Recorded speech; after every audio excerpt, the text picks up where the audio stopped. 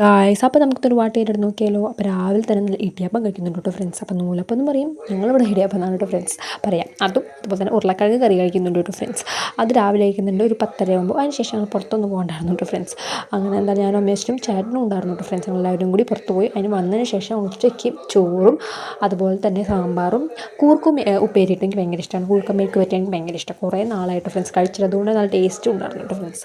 അത് ഉണ്ടാക്കിയിട്ടുണ്ടായിരുന്നു. അതിന് ശേഷം കാപ്പി ഉണ്ടായിരുന്നു ഫ്രണ്ട്സ്. കാപ്പി കുടിച്ചു കേട്ടോ. എന്നത്തെയും പോലെ കാപ്പി കുടിച്ചു. ബിസ്ക്കറ്റ് ഉണ്ടായിരുന്നു കേട്ടോ ഫ്രണ്ട്സ്.